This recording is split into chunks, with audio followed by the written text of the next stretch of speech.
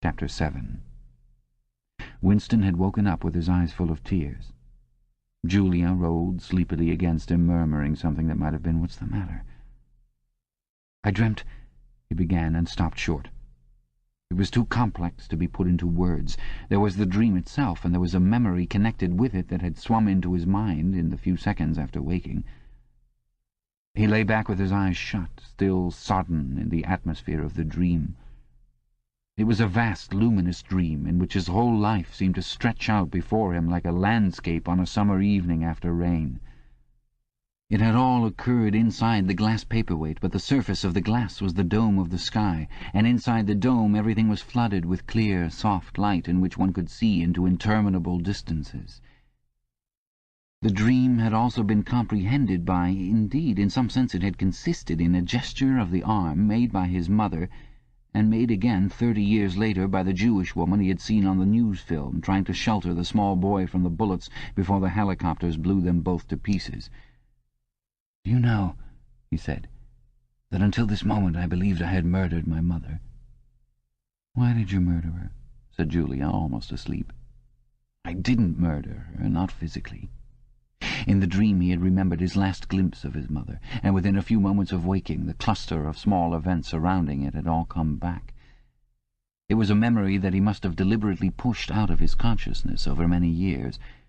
He was not certain of the date, but he could not have been less than 10 years old, possibly 12 when it had happened. His father had disappeared some time earlier. How much earlier he could not remember. He remembered better the rackety, uneasy circumstances of the time, the periodical panics about air raids and the sheltering in tube stations, the piles of rubble everywhere, the unintelligible proclamations posted at street corners, the gangs of youths in shirts all the same colour, the enormous queues outside the bakeries, the intermittent machine-gun fire in the distance. Above all, the fact that there was never enough to eat. He remembered long afternoons spent with other boys in scrounging round dustbins and rubbish heaps, picking out the ribs of cabbage leaves, potato peelings, sometimes even scraps of stale bread crust from which they carefully scraped away the cinders, and also in waiting for the passing of trucks which travelled over a certain route and were known to carry cattle feed, and which, when they jolted over the bad patches in the road, sometimes spilt a few fragments of oil cake. When his father disappeared, his mother did not show any surprise or any violent grief, but a sudden change came over her. She seemed to have become completely spiritless. It was evident even to Winston that she was waiting for something that she knew must happen. She did everything that was needed, cooked, washed, mended, made the bed, swept the floor, dusted the mantelpiece, always very slowly, and with a curious lack of superfluous motion, like an artist's lay figure moving of its own accord. Her large, shapely body seemed to relapse naturally into stillness. For hours at a time she would sit, almost immobile, on the bed, nursing his young sister, a tiny, ailing, very silent child of 2 or 3, with a face made simian by thinness. Very occasionally she would take Winston in her arms and press him against her for a long time without saying anything. He was aware, in spite of his youthfulness and selfishness, that this was somehow connected with the never-mentioned thing that was about to happen. He remembered the room where they lived, a dark, close-smelling room that seemed half-filled by a bed with a white counterpane. There was a gas ring in the fender, and a shelf where food was kept, and on the landing outside there was a brown earthenware sink, common to several rooms. He remembered his mother's statuesque body bending over the gas ring to stir at something in a saucepan. Above all, he remembered his continuous hunger and the fierce, sordid battles at meal-times. He would ask his mother, naggingly, over and over again, why there was not more food. He would shout and storm at her. He even remembered the tones of his voice, which was beginning to break prematurely and sometimes boomed in a peculiar way, or he would attempt a snivelling note of pathos in his efforts to get more than his share. His mother was quite ready to give him more than his share. She took it for granted that he, the boy, should have the biggest portion. But however much she gave him, he invariably demanded more. At every meal she would beseech him not to be selfish, and to remember that his little sister was sick and also needed food, but it was no use. He would cry out with rage when she stopped ladling. He would try to wrench the saucepan and spoon out of her hands. He would grab bits from his sister's plate. He knew that he was starving the other two, but he could not help it. He even felt that he had a right to do it. The clamorous hunger in his belly seemed to justify him. Between meals, if his mother did not stand guard, he was constantly pilfering at the wretched store of food on the shelf. One day a chocolate ration was issued. There had been no such issue for weeks or months past. He remembered quite clearly that precious little morsel of chocolate. It was a 2-ounce slab. They still talked about ounces in those days, between the three of them. It was obvious that it ought to be divided into 3 equal parts. Suddenly, as though he were listening to somebody else, Winston heard himself demanding in a loud, booming voice that he should be given the whole piece. His mother told him not to be greedy. There was a long, nagging argument that went round and round, with shouts, whines, tears, remonstrances, bargaining, and darkens. His tiny sister, clinging to her mother with both hands, exactly like a baby monkey, sat looking over her shoulder at him with large, mournful eyes. In the end his mother broke off 3/4 of the chocolate and gave it to Winston, giving the other quarter to his sister.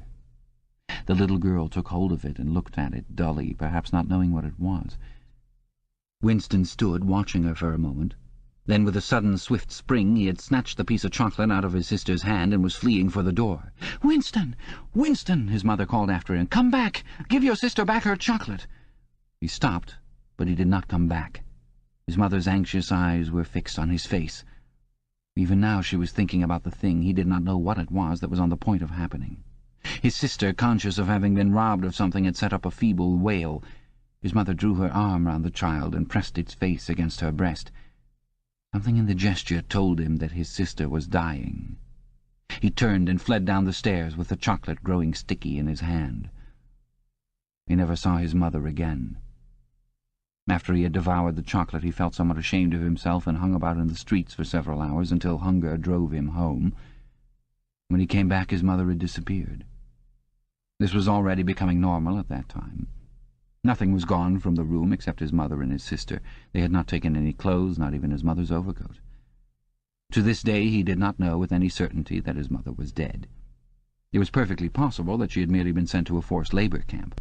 As for his sister, she might have been removed, like Winston himself, to one of the colonies for homeless children, reclamation centres they were called, which had grown up as a result of the Civil War.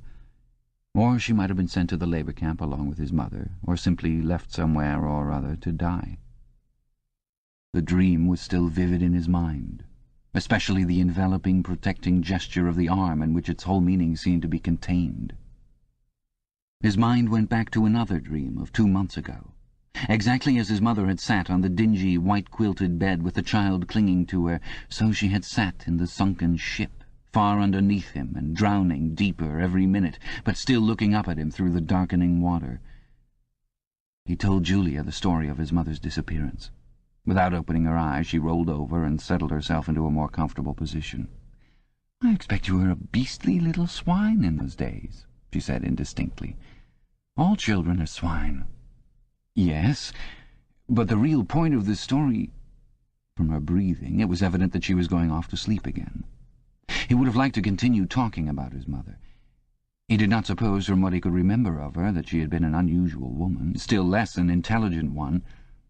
And yet she had possessed a kind of nobility, a kind of purity, simply because the standards that she obeyed were private ones. Her feelings were her own, and could not be altered from outside. It would not have occurred to her that an action which is ineffectual thereby becomes meaningless.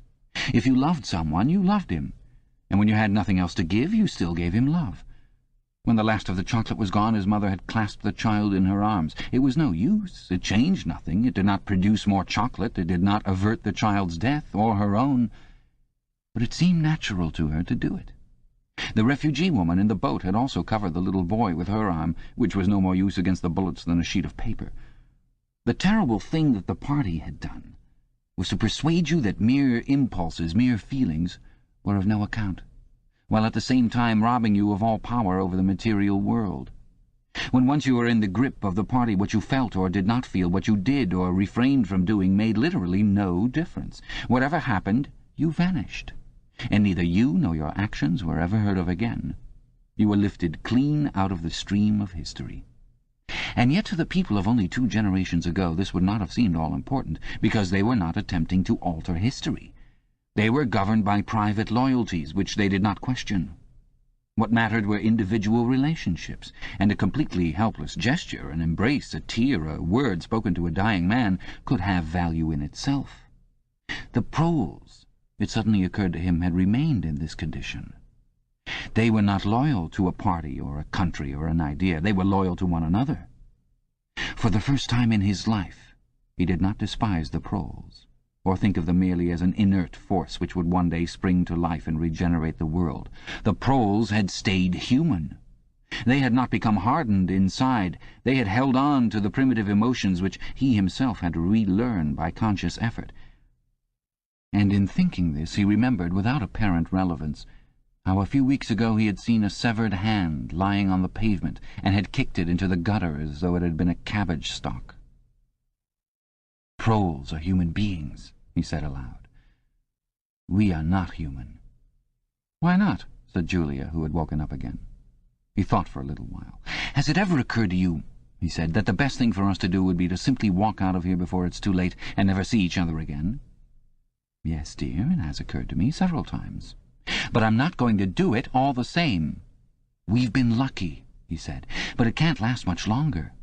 You're young, you look normal and innocent. If you keep clear of people like me, you might stay alive for another 50 years. "No, I've thought it all out. What you do, I'm going to do, and don't be too downhearted. I'm rather good at staying alive. We may be together for another 6 months, a year, there's no knowing. At the end, we're certain to be apart. Do you realize how utterly alone we shall be? When once they get a hold of us, there will be nothing, literally nothing, that either of us can do for the other. If I confess, they'll shoot you. And if I refuse to confess, they'll shoot you just the same. Nothing that I can do or say or stop myself from saying will put off your death for as much as 5 minutes. Neither of us will even know whether the other is alive or dead. We shall be utterly without power of any kind. The one thing that matters is that we shouldn't betray one another, although even that can't make the slightest difference." "If you mean confessing," she said, "we shall do that right enough. Everybody always confesses. You can't help it. They torture you." "I don't mean confessing. Confession is not betrayal. What you say or do doesn't matter. Only feelings matter. If they could make me stop loving you, that would be the real betrayal." She thought it over. "They can't do that," she said finally. "It's the one thing they can't do. They can make you say anything, but they can't make you believe it. They can't get inside you." "No," he said, a little more hopefully. "No, that's quite true. They can't get inside you. If you can feel that staying human is worthwhile, even when it can't have any result whatever, you've beaten them." He thought of the telescreen with its never-sleeping ear. They could spy upon you night and day, but if you kept your head, you could still outwit them.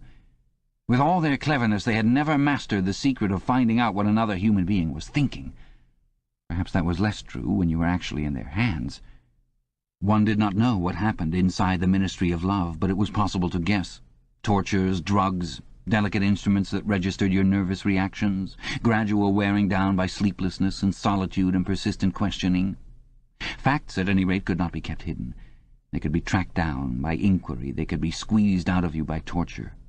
But if the object was not to stay alive, but to stay human, what difference did it ultimately make? They could not alter your feelings. For that matter, you could not alter them yourself, even if you wanted to. They could lay bare in the utmost detail everything that you had done or said or thought. But the inner heart, whose workings were mysterious even to yourself, remained impregnable. Chapter 8. They had done it. They had done it at last. The room they were standing in was long-shaped and softly lit. The telescreen was dimmed to a low murmur. The richness of the dark blue carpet gave one the impression of treading on velvet. At the far end of the room, O'Brien was sitting at a table under a green-shaded lamp with a mass of papers on either side of him. He had not bothered to look up when the servant showed Julia and Winston in. Winston's heart was thumping so hard that he doubted whether he would be able to speak. They had done it. They had done it at last, was all he could think. It had been a rash act to come here at all, and sheer folly to arrive together, though it was true that they had come by different routes and only met on O'Brien's doorstep. But merely to walk into such a place needed an effort of the nerve. It was only on very rare occasions that one saw inside the dwelling places of the inner party, or even penetrated into the quarter of the town where they lived. The whole atmosphere of the huge block of flats, the richness and spaciousness of everything, the unfamiliar smells of good food and good tobacco, The silent and incredibly rapid lifts sliding up and down, the white-jacketed servants hurrying to and fro, everything was intimidating. Although he had a good pretext for coming here, he was haunted at every step by the fear that a black-uniformed guard would suddenly appear from around the corner, demand his papers, and order him to get out. O'Brien's servant, however, had admitted the two of them without demur. He was a small, dark-haired man in a white jacket with a diamond-shaped, completely expressionless face which might have been that of a Chinese. The passage down which he led them was softly carpeted, with cream-papered walls and white wainscoting, all exquisitely clean. That, too, was intimidating. Winston could not remember ever to have seen a passageway whose walls were not grimy from the contact of human bodies. O'Brien had a slip of paper between his fingers and seemed to be studying it intently. His heavy face, bent down so that one could see the line of the nose, looked both formidable and intelligent. For perhaps 20 seconds he sat without stirring. Then he pulled the speakwrite toward him and rapped out a message in the hybrid jargon of the ministries. Items 1, 5, 7 approved full-wise. Stop. A suggestion contained item 6 double+ ridiculous verging crime think cancel. Stop. Unproceed construction-wise anti-getting plus full estimates machinery overhead. Stop. End message. He rose deliberately from his chair and came toward them across the soundless carpet.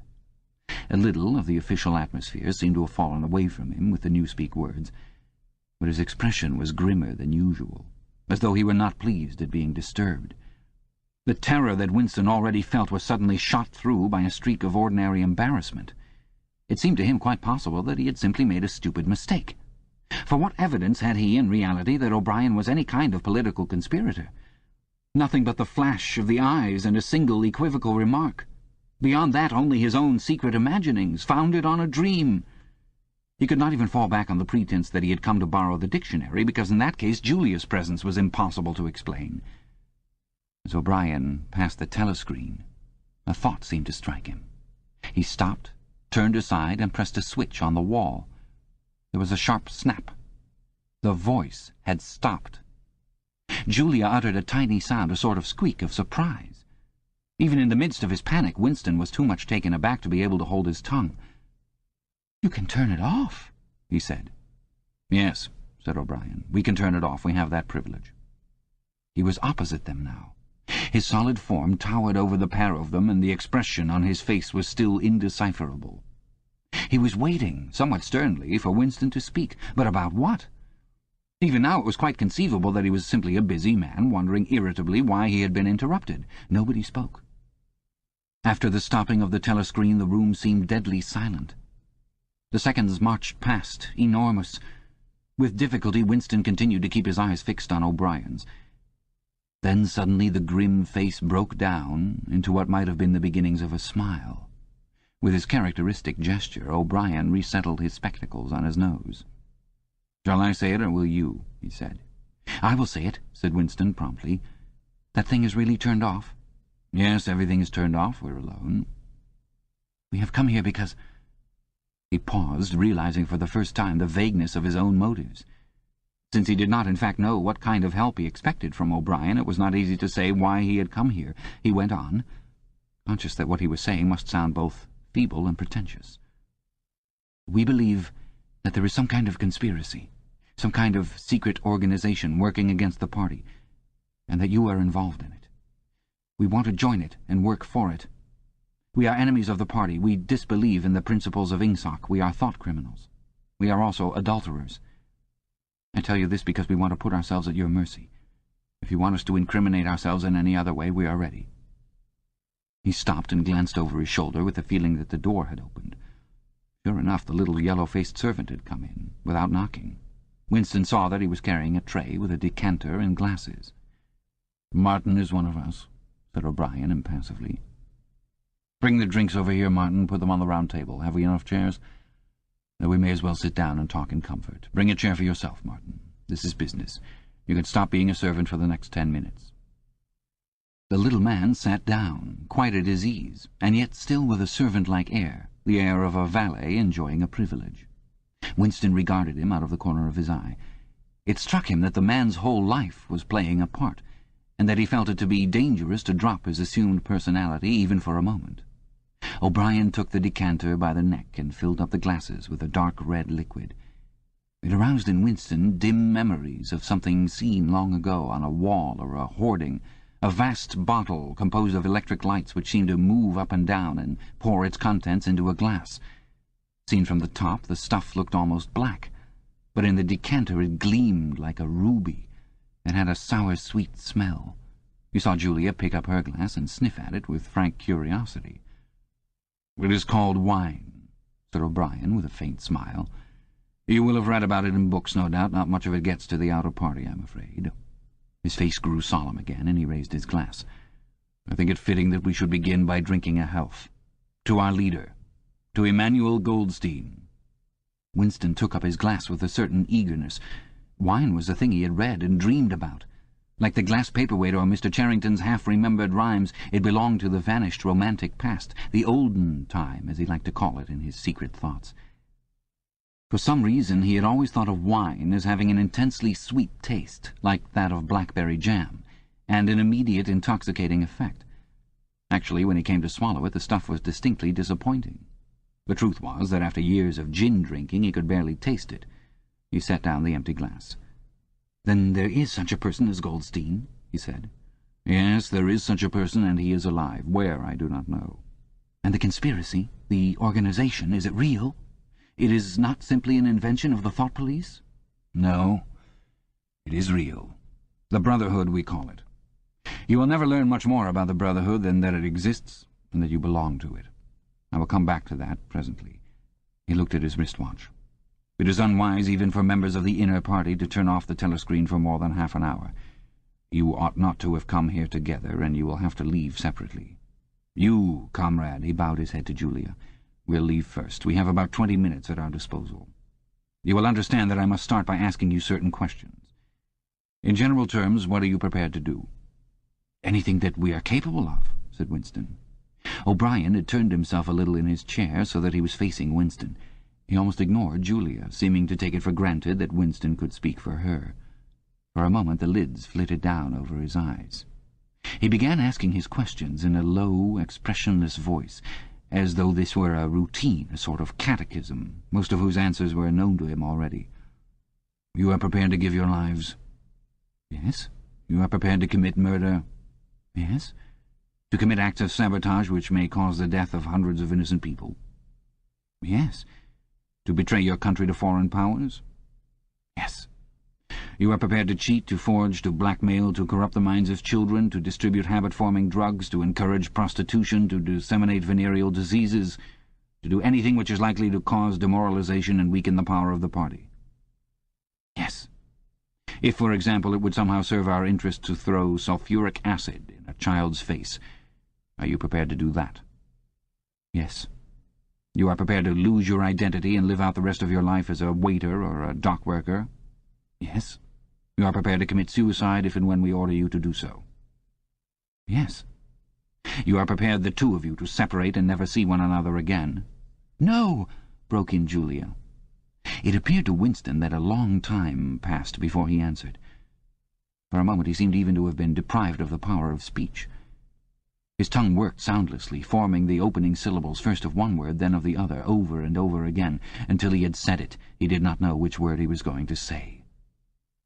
"No," he said finally. "You did well to tell me," said O'Brien. "It is necessary for us to know everything." He turned himself toward Julia, and added in a voice with somewhat more expression in it, "Do you understand that even if he survives, it may be as a different person? We may be obliged to give him a new identity. His face, his movements, the shape of his hands, the colour of his hair, even his voice would be different. And you yourself might have become a different person. Our surgeons can alter people beyond recognition. Sometimes it is necessary. Sometimes we even amputate a limb." Winston could not help snatching another sidelong glance at Martin's Mongolian face. There were no scars that he could see. Julia had turned a shade paler, so that her freckles were showing, but she faced O'Brien boldly. She murmured something that seemed to be assent. "Good. Then that is settled." There was a silver box of cigarettes on the table. With a rather absent-minded air, O'Brien pushed them toward the others, took one himself, then stood up and began to pace slowly to and fro, as though he could think better standing. They were very good cigarettes, very thick and well packed, with an unfamiliar silkiness in the paper. O'Brien looked at his wristwatch again. "You'd better go back to your pantry, Martin," he said. "I shall switch on in a quarter of an hour. Take a good look at these comrades' faces before you go. You will be seeing them again. I may not." Exactly as they had done at the front door, the little man's dark eyes flickered over their faces. There was not a trace of friendliness in his manner. He was memorizing their appearance, but he felt no interest in them, or appeared to feel none. It occurred to Winston that a synthetic face was perhaps incapable of changing its expression.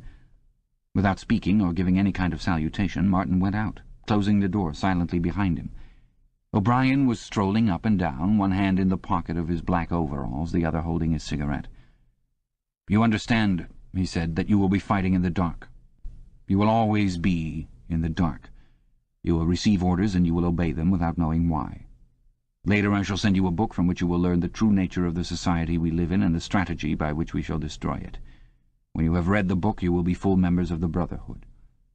But between the general aims that we are fighting for and the immediate tasks of the moment you will never know anything. I tell you that the Brotherhood exists, but I cannot tell you whether it numbers 100 members or 10 million. From your personal knowledge you will never be able to say that it numbers even as many as a dozen. You will have 3 or 4 contacts who will be renewed from time to time as they disappear. As this was your first contact, it will be preserved. When you receive orders, they will come from me. If we find it necessary to communicate with you, it will be through Martin. When you are finally caught, you will confess. That is unavoidable. But you will have very little to confess other than your own actions. You will not be able to betray more than a handful of unimportant people. Probably you will not even betray me. By that time I may be dead, or I shall have become a different person with a different face." He continued to move to and fro over the soft carpet.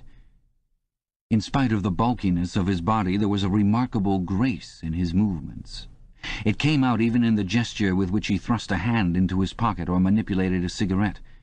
More even than of strength, he gave an impression of confidence and of an understanding tinged by irony. However much in earnest he might be, he had nothing of the single-mindedness that belongs to a fanatic. When he spoke of murder, suicide, venereal disease, amputated limbs, and altered faces, it was with a faint air of persiflage. "This is unavoidable," his voice seemed to say. "This is what we have got to do unflinchingly. But this is not what we shall be doing when life is worth living again." A wave of admiration, almost of worship, flowed out from Winston toward O'Brien. For the moment he had forgotten the shadowy figure of Goldstein. When you looked at O'Brien's powerful shoulders and his blunt-featured face, so ugly and yet so civilized, it was impossible to believe that he could be defeated. There was no stratagem that he was not equal to, no danger that he could not foresee. Even Julia seemed to be impressed. She had let her cigarette go out and was listening intently. O'Brien went on. "You will have heard rumours of the existence of the Brotherhood. No doubt you have formed your own picture of it. You have imagined, probably, a huge underworld of conspirators meeting secretly in cellars, scribbling messages on walls, recognizing one another by code words or by special movements of the hand. Nothing of the kind exists. The members of the Brotherhood have no way of recognizing one another, and it is impossible for any one member to be aware of the identity of more than a very few others. Goldstein himself, if he fell into the hands of the thought police, could not give them a complete list of members or any information that would lead them to a complete list. No such list exists. The Brotherhood cannot be wiped out because it is not an organization in the ordinary sense. Nothing holds it together except an idea, which is indestructible. You will never have anything to sustain you except the idea. You will get no comradeship and no encouragement. When finally you are caught, you will get no help. We never help our members. At most, when it is absolutely necessary that someone should be silenced, we are occasionally able to smuggle a razor blade into a prisoner's cell. You will have to get used to living without results and without hope. You will work for a while, you will be caught, you will confess, and then you will die. Those are the only results that you will ever see. There is no possibility that any perceptible change will happen within our lifetime. We are the dead.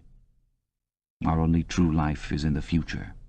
We shall take part in it as handfuls of dust and splinters of bone. But how far away that future may be, there is no knowing. It might be 1,000 years. At present, nothing is possible except to extend the area of sanity, little by little.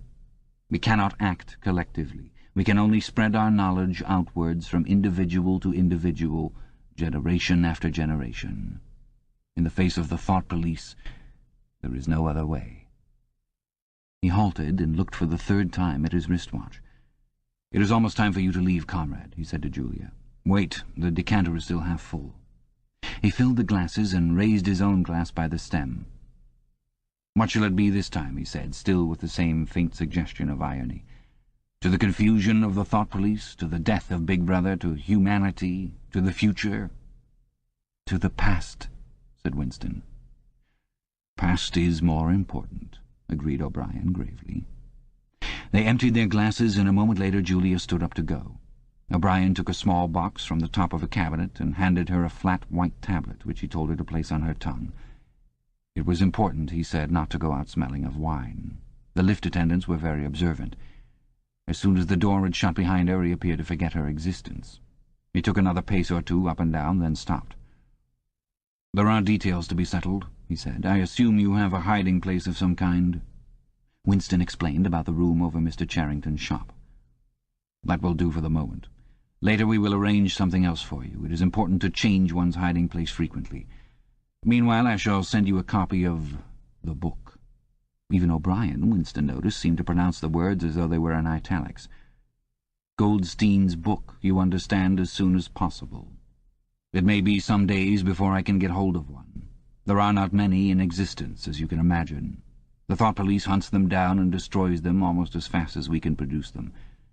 It makes very little difference. The book is indestructible. If the last copy were gone, we could reproduce it almost word for word. Do you carry a briefcase to work with you?" he added. "As a rule, yes." "What is it like?" "Black, very shabby, with 2 straps." "Black, 2 straps, very shabby. Good. One day in the fairly near future, I cannot give a date, one of the messages among your morning's work will contain a misprinted word, and you will have to ask for a repeat.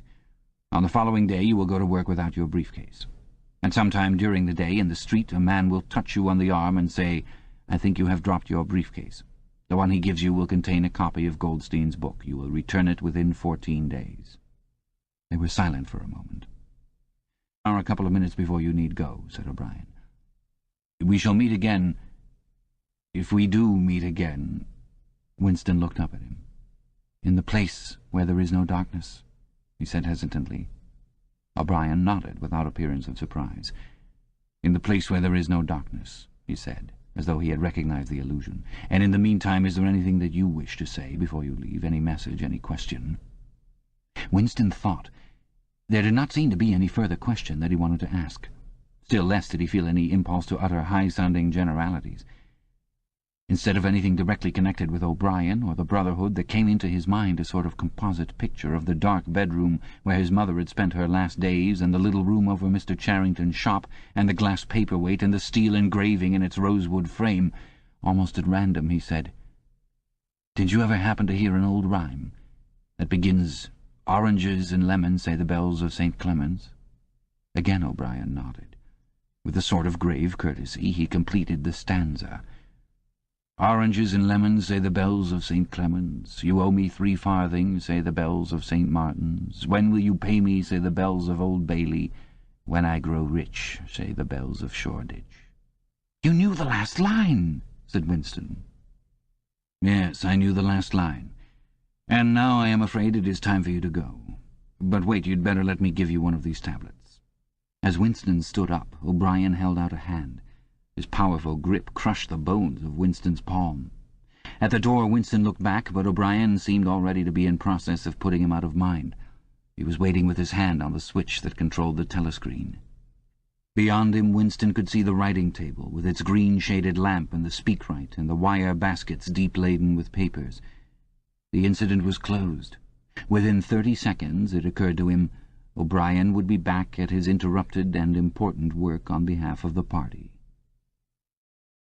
Chapter 9.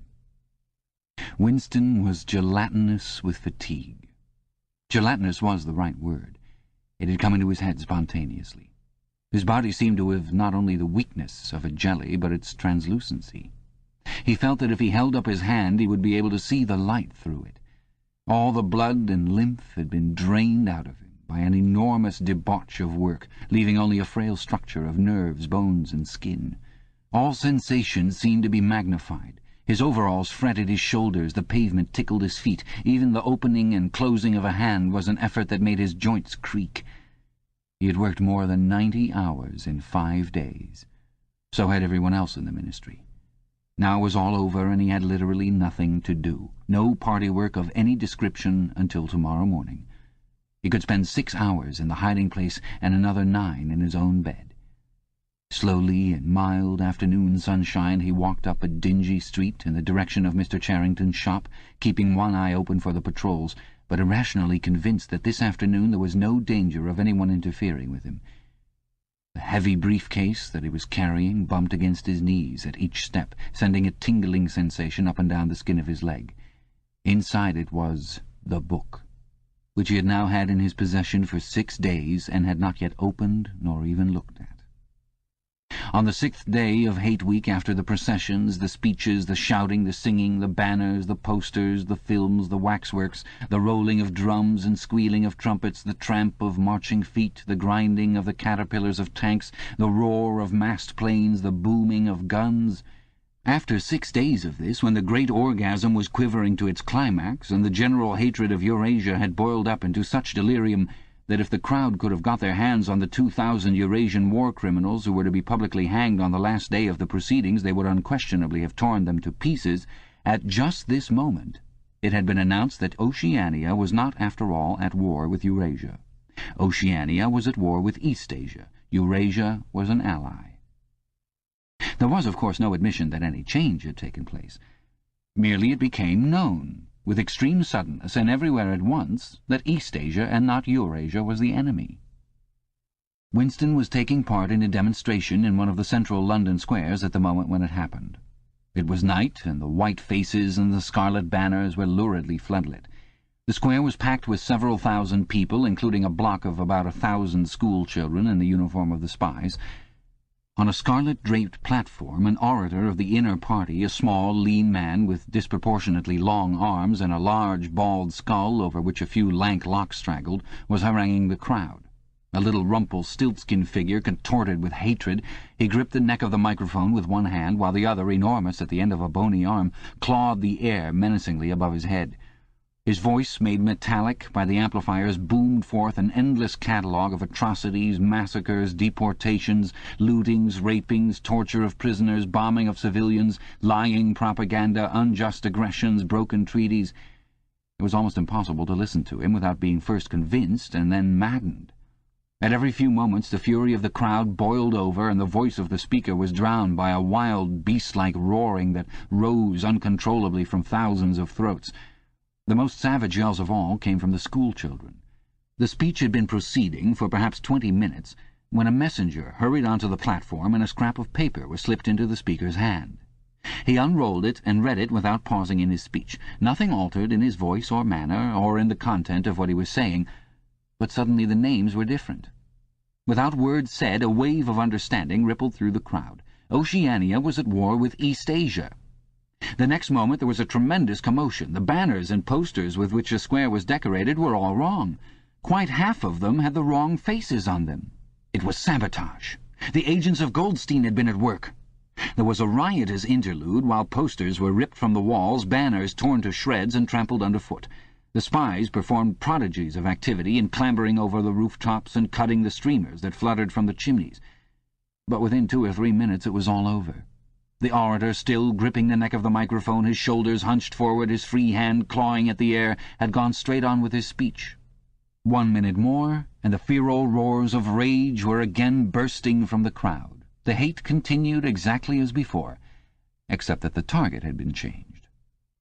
The thing that impressed Winston in looking back was that the speaker had switched from one line to the other actually in mid-sentence, not only without a pause, but without even breaking the syntax. But at the moment he had other things to preoccupy him.